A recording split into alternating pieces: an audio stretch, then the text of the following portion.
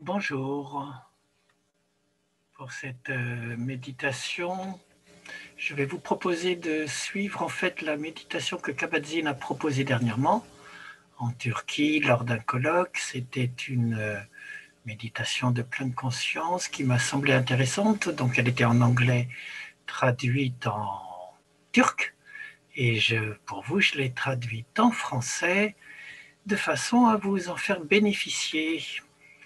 Donc, je vais vous demander tout simplement, tout d'abord, de prendre quelques instants pour vous poser confortablement, les yeux fermés de préférence. Vous pouvez aussi les laisser mi-clos, car il s'agit simplement de vivre sans traverser la vie les yeux fermés, ou l'esprit fermé, ou le cœur fermé. Maintenant que vous avez les yeux fermés ou mi-clos, vous pouvez vous rendre pleinement présent simplement à votre vie, juste maintenant.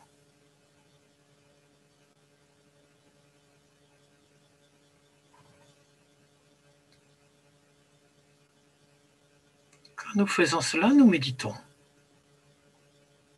Dans n'importe quel pays, ville ou culture, à distance ou par Zoom, seul ou avec d'autres, juste se reconnecter à sa vie, maintenant. Car la vraie méditation, c'est la vie elle-même.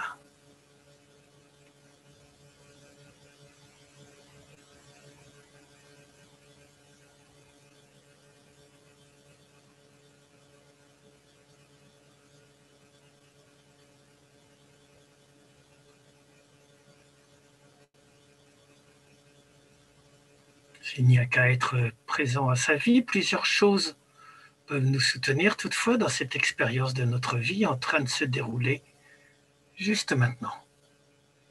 Le fait, par exemple, de nous rendre sensibles à l'aspect unique, à la forme, à la beauté de notre corps en train de méditer, qu'on soit assis sur un coussin, sur une chaise, couché éventuellement, ou debout, ou en train de marcher.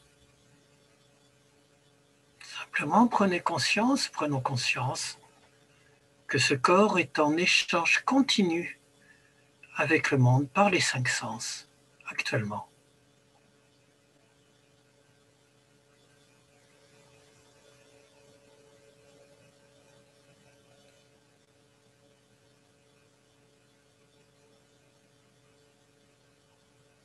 Et ce qui est important dans cet échange entre le monde et notre corps, c'est la respiration.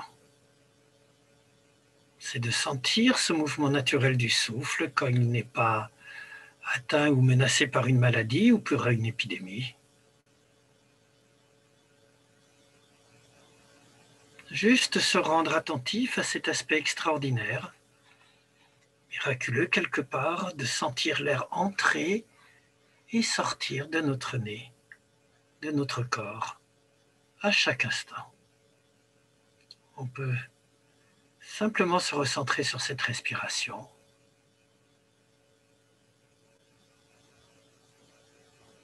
Sentir le mystère de ce souffle qui entre et sort à chaque instant de notre corps. Sans faire appel à des concepts, à des mots. Simplement peut-être en faisant attention au lien entre cette respiration maintenant et les sensations qui y sont associées dans notre corps. Les sensations dans le corps quand l'air y pénètre, puis quand il ressort.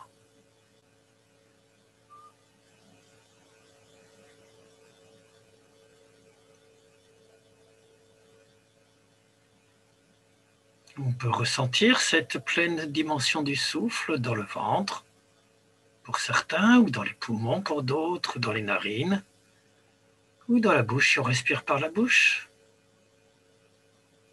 Peu importe, simplement là où la sensation du souffle est la plus vive.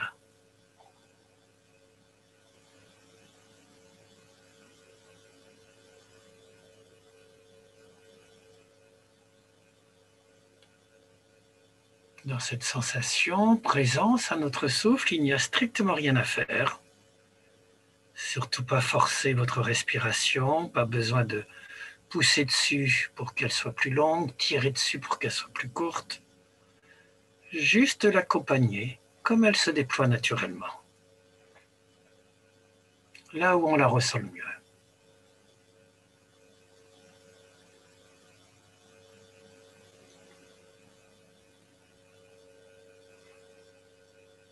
Et vous pouvez alors surfer sur les sensations de votre souffle dans le corps, à chaque instant.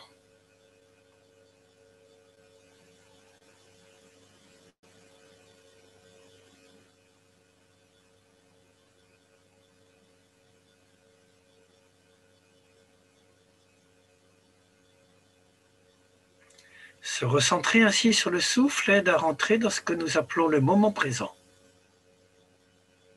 Le seul souffle qui nous apporte est celui-ci, juste maintenant. Ce souffle qui apparaît toujours maintenant dans le moment présent, pas un autre moment.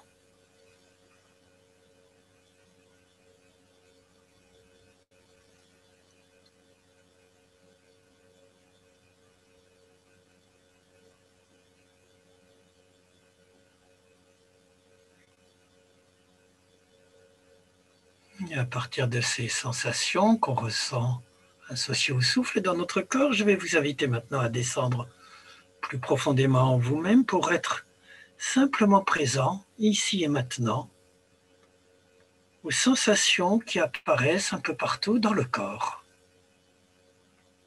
sans faire aucun effort.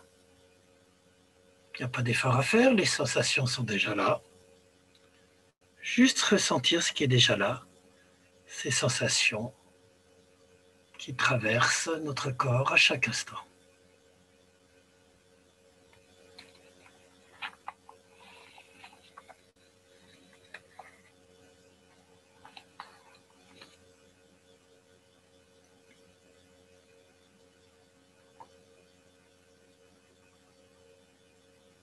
Parmi ces sensations que nous pouvons ressentir dans le corps, parfois on peut fort heureusement avoir des sensations agréables.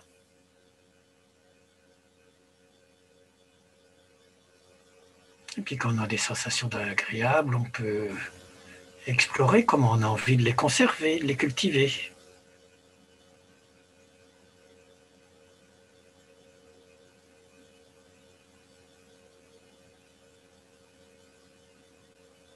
On découvre ainsi que pendant que nous méditons, nous sommes naturellement attachés à notre bien-être dans notre propre corps. Et cet attachement à notre bien-être dans le corps peut devenir à son tour un objet qu'on peut explorer avec notre pleine conscience.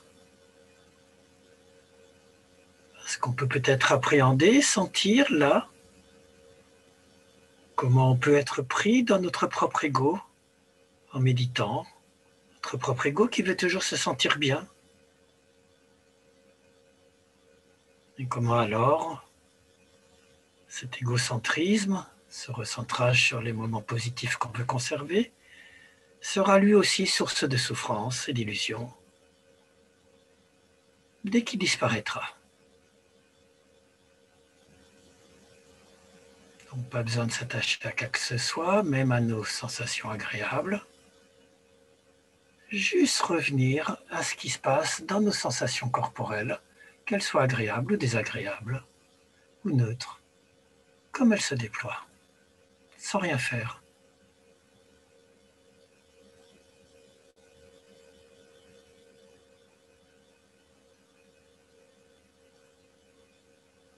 Et bien sûr, la méditation, comme chaque chose que nous faisons, a besoin de motivation pour s'y mettre. On peut méditer pour cultiver des moments agréables, notre ego narcissique. On peut être motivé pour réduire notre stress, voire gérer plus efficacement notre vie, être peut-être plus libre, nous améliorer ou être plus heureux. Tout cela, ce sont des motivations dont on peut avoir besoin pour pratiquer, pour se mettre à méditer. Et profondément prendre conscience que la pratique de la méditation, pendant qu'elle se fait, est juste une invitation à se rendre présent à ce qui est déjà là, sans rien chercher, à nous éveiller à la vie.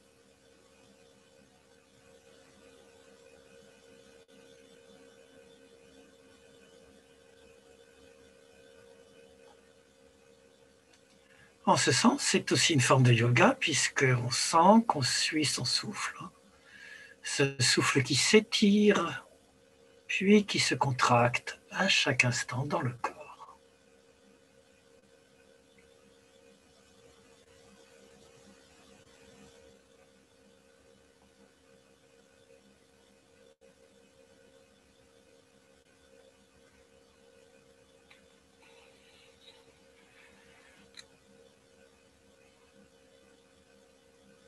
En suivant ainsi notre souffle, en suivant les sensations corporelles qui parcourent notre corps à chaque instant,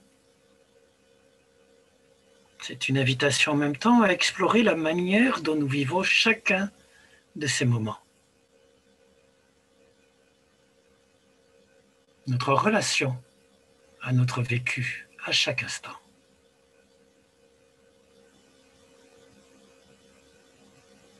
Car à chaque instant, il y a des choses qui se passent par les 5 sens.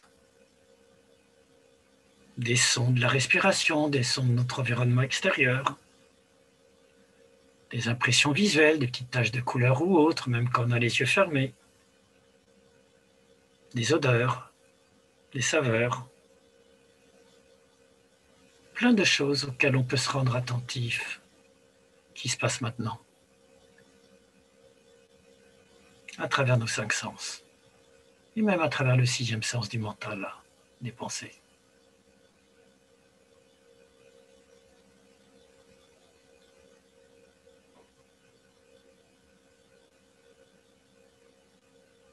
Et lorsqu'on s'y rend attentif, on découvre que la beauté de la pleine conscience, c'est justement cette capacité de pure présence, d'accueillir chaque événement de la vie, qui soit agréable, désagréable, ou neutre, ou pas.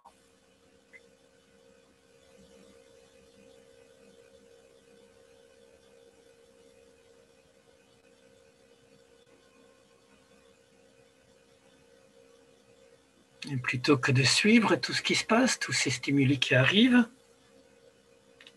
on peut trouver une sorte de refuge dans cette présence pure, sous-jacente.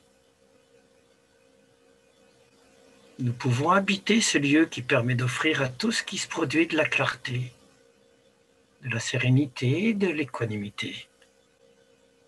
Et plus profondément encore, de la bienveillance, une curiosité profondément bienveillante pour chacune de ces manifestations de la vie.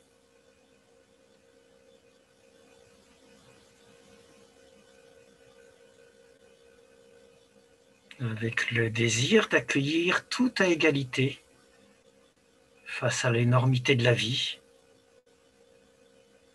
à l'avidité, aux peines, aux illusions, aux souffrances que nous côtoyons chaque jour, à chaque instant.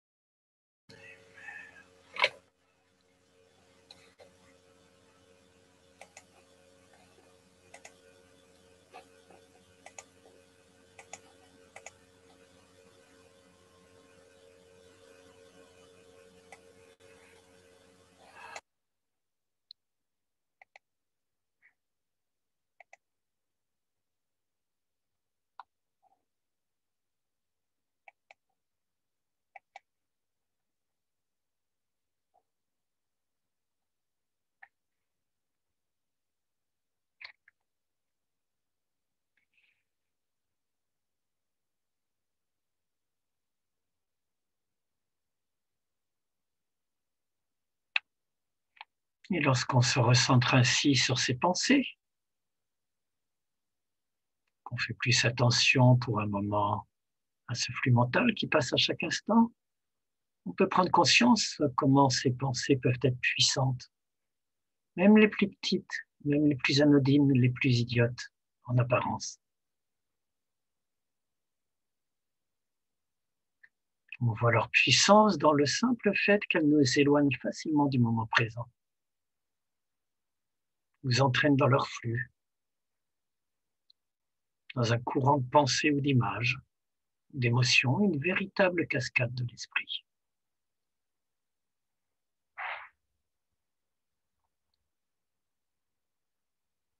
Peut-être qu'au cours de cette méditation, en ce moment même, votre esprit erre, se porte sur autre chose que le souffle ou les sensations corporelles, ou que l'observation du flux mental lui-même.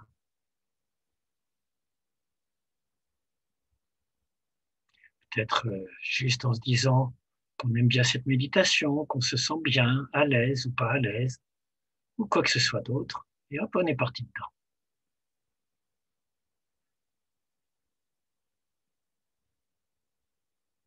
Ce qui se passe alors, c'est qu'on perd le contact avec ce moment présent auquel on était relié de manière douce et légère, curieuse, attentive. Perdons notre présence. C'est normal, cela fait naturellement partie de notre condition humaine. Et nous pouvons remarquer qu'à tout moment, nous pouvons aussi revenir à cette présence.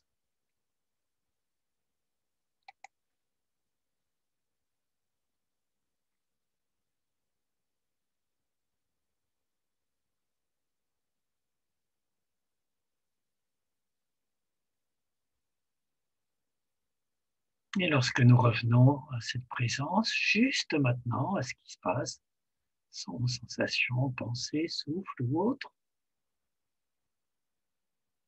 je vais vous inviter à simplement lâcher prise.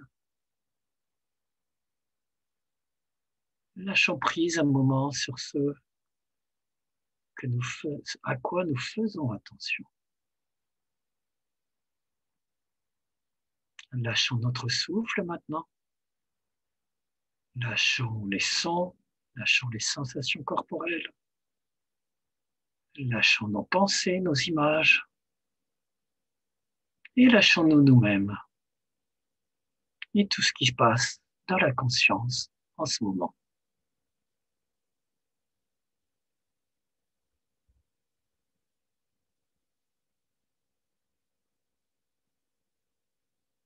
Il n'y a plus alors qu'à prendre assise dans cette vaste conscience, cette présence large comme le ciel, ou comme l'espace qui peut tout accepter, tout inclure, sans se confondre avec ce qui peut y passer. Les nuages, le souffle, les sensations, les tempêtes, les émotions, les pensées.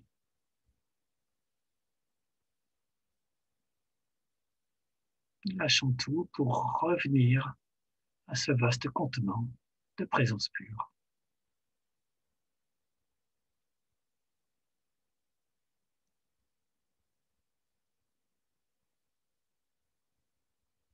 Reposons-nous, recueillons-nous simplement dans cet espace vaste de présence. Sans rien chercher, sans essayer de passer au moment suivant, ou de suivre quoi que ce soit, ou même de se focaliser sur un quelconque objet ou support.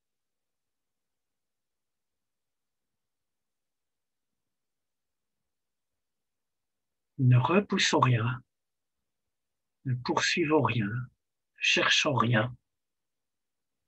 Soyons simplement présents, éveillés, se contentant d'assister à ce qui se passe, advient, se déploie, disparaît.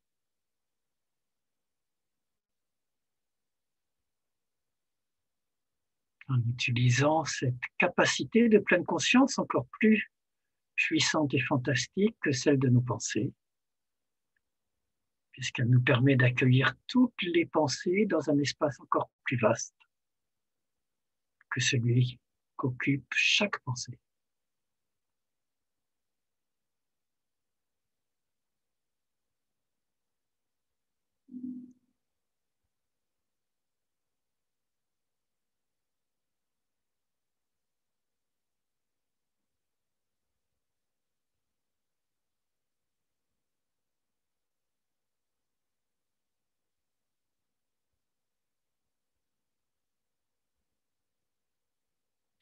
On ne nous apprend malheureusement pas à rester dans cette présence pure en général, à l'école ou plus tard. Du coup, c'est ce qui fait qu'on pense par défaut, comme disent les neurosciences. Ce mode par défaut, c'est ce qui fait que je subis tout ce qui arrive et que je l'attribue à mon petit moi. C'est ce qui me fait moi, mes pensées, mon corps, ma mémoire, ma méditation, ma vie, mes succès, mes échecs, mes souffrances, toute l'histoire de mon moi que je me raconte. Et quand on revient simplement à ce vaste espace de présence pure, de pleine conscience, on découvre peut-être que ce pronom personnel, ce moi, est véritablement minuscule par rapport à la vraie dimension de la vie, de ce que nous sommes, comme un être humain, nous tous, plus largement, que nous partageons.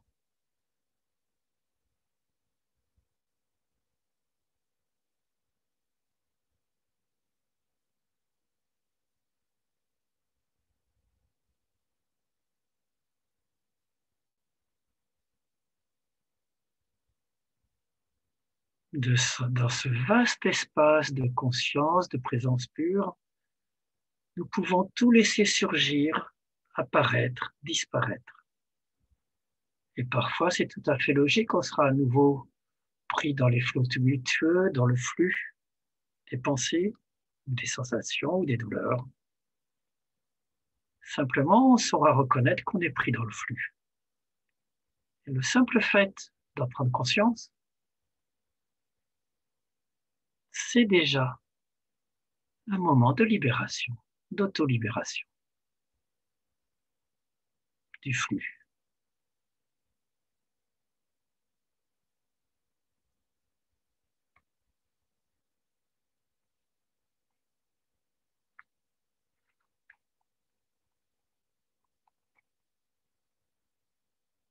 Plus vous cultiverez ainsi ces moments de libération, en pratiquant seul ou ensemble, plus vous étendrez progressivement ce domaine intemporel que nous nommons juste maintenant, qui peut prendre de plus en plus d'importance.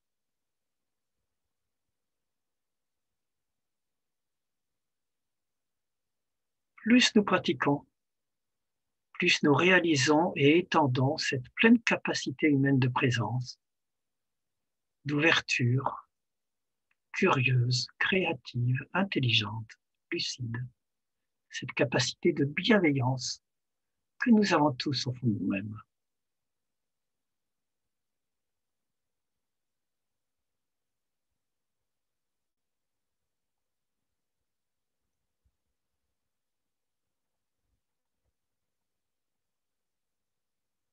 Et lorsque nous restons branchés sur cette capacité de présence,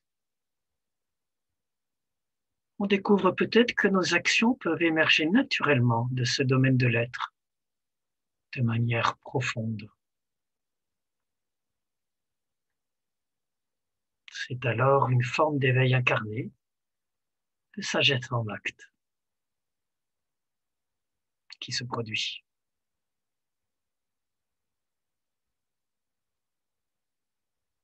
Quelle que soit notre activité ou même notre métier, notre action, cela peut s'originer, se déployer à partir de cette source de présence. Et lorsque c'est le cas, Cela se voit sur le visage de la personne, sur le visage des gens qui nous écoutent, avec qui on partage. On le sent dans le cœur des gens qui ont cette capacité d'agir à partir de l'être.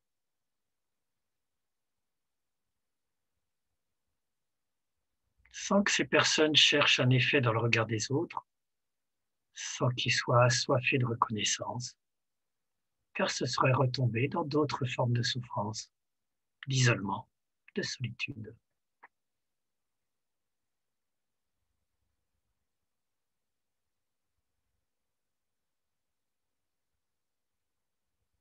Restons ainsi quelques minutes, du mieux que nous pouvons dans ce que nous appelons cette conscience sans choix, cette présence pure, ouverte.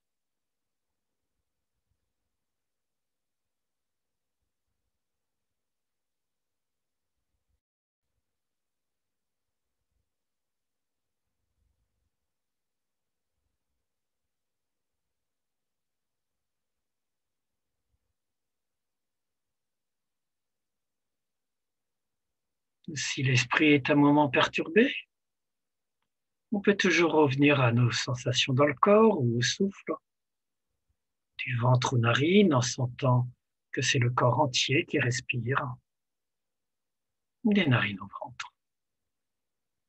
Et voilà, on sait qu'on est revenu à nouveau dans ce vaste espace de présence pure.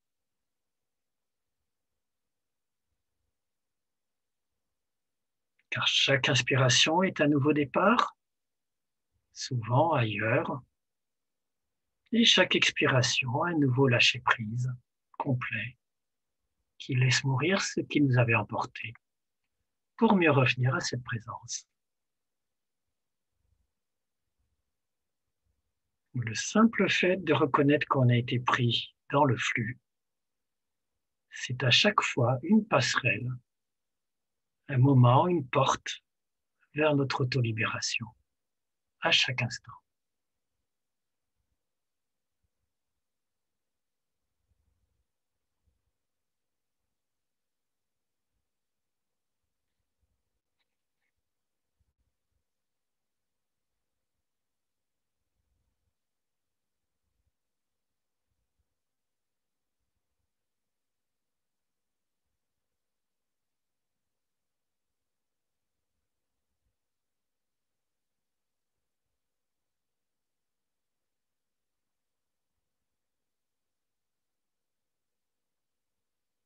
Comme on s'en aperçoit peut-être, une telle méditation, une telle manière de méditer est un acte radical, animé par l'intention d'une vie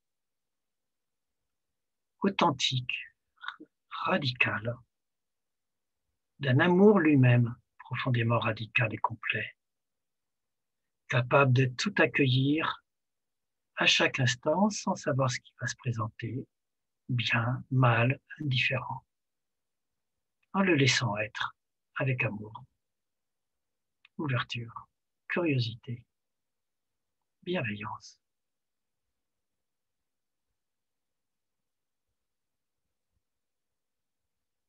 Sans volonté de prise dessus, sans narcissisme, juste avec la volonté de prendre soin de ce qui apparaît et de ce qui est plus grand que nous, au plus profond de nous, cette capacité de présence. En prendre soin de manière douce et bienveillante.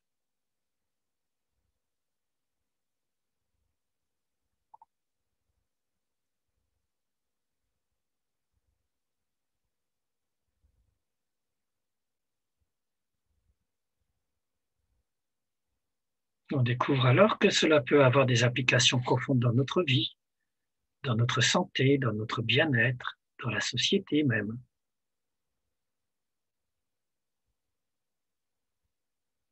Car on ne peut cultiver ce bien-être en soi sans hiatus si c'est dans une société elle-même malade, qui souffre de haine, d'injustice, d'illusion.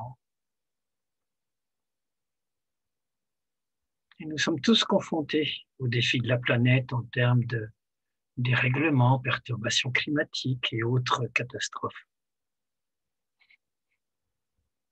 Nous sommes tous concernés, responsables des petites conséquences que peuvent avoir chacun de nos actes, réalisés ici et maintenant à chaque instant.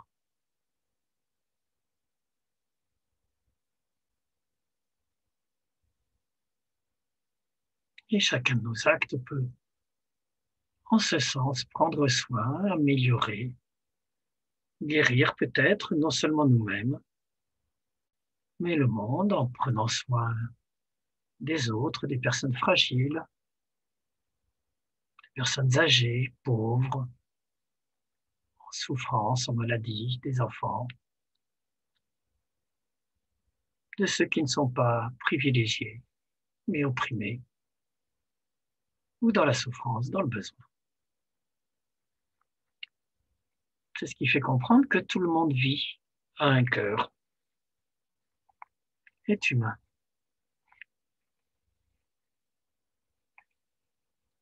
Et que nous avons tous cette capacité à nous éveiller, à cesser de vivre de manière automatique, par défaut, recroquevillé sur notre ego.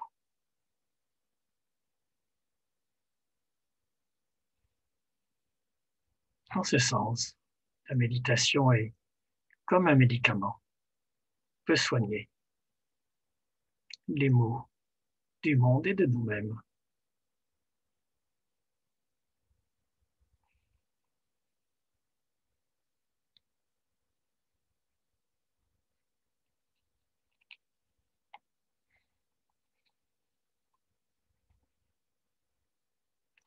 Si vous aviez les yeux fermés, vous pouvez maintenant les rouvrir.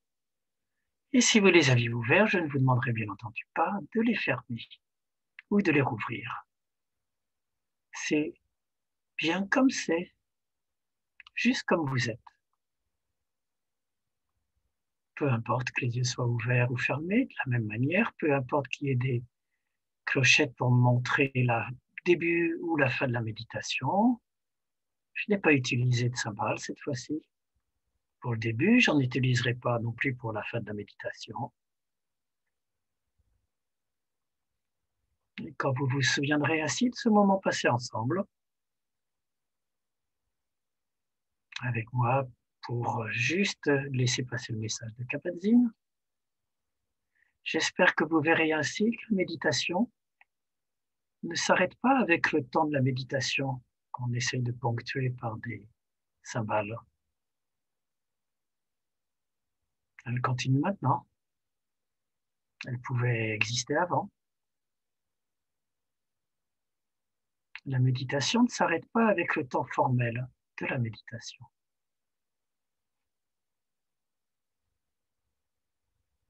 Et en ce sens, la méditation n'a rien à voir, avec la technique qu'on utilise pour méditer. Elle n'a rien à voir avec la méditation assise, avec le scan corporel, avec la marche méditative, la posture de la montagne ou toute autre technique.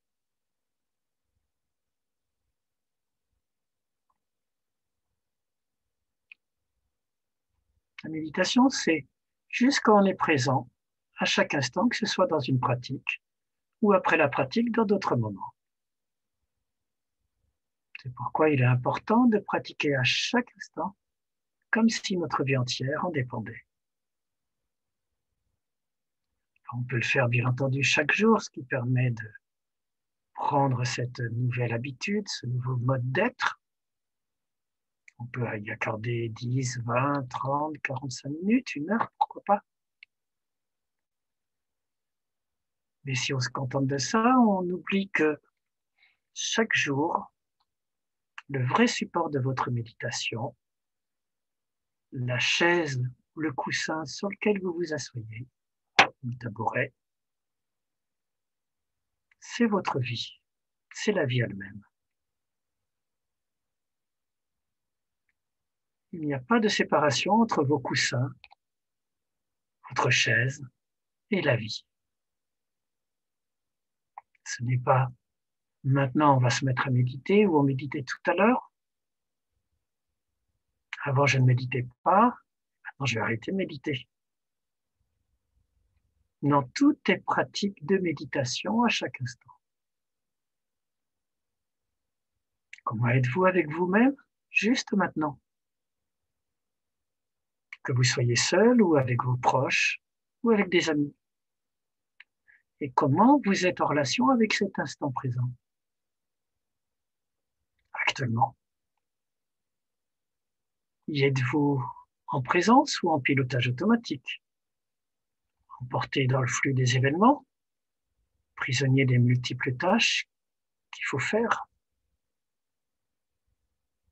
Ou pouvez-vous revenir à cette autre voix qui murmure doucement de ne pas faire et juste d'être, de laisser être, d'accueillir ce qui est, apparaît, se déploie, disparaît, vit, meurt à chaque instant. Juste pour ne pas manquer aujourd'hui ce moment présent.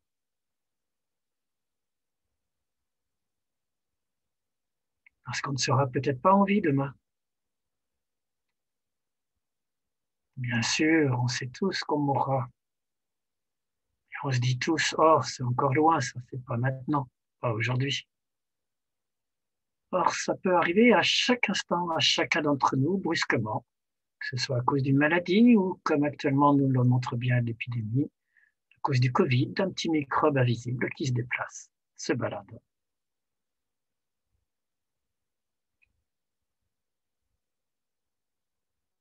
C'est à chaque instant qu'on peut faire attention à notre vie, en prendre soin. Nous sommes en vie en ce moment uniquement. Il n'y a pas d'univers parallèle, pas d'univers alternatif. Et même s'il y en avait, comme le croient certains cosmologistes, on n'y aurait pas accès.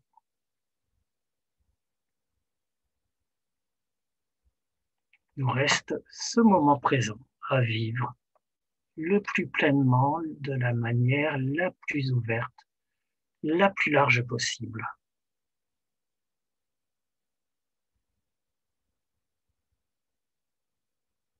Et alors la pratique de la méditation s'ouvre, s'élargit encore, devient la vie elle-même.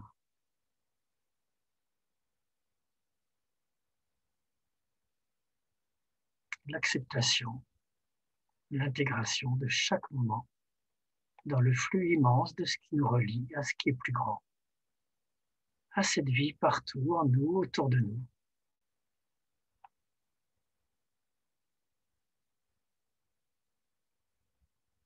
Et c'est ce qui nous met en contact avec la beauté, avec ce qui est beau en chacun, en nous, dans la nature, chez les autres.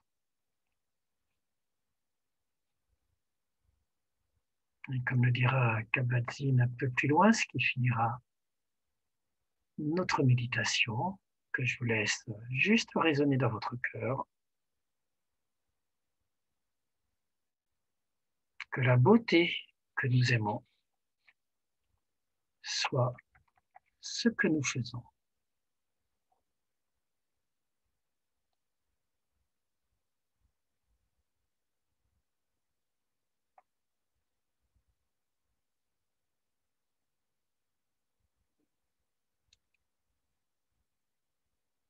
Bonne journée, bons instants.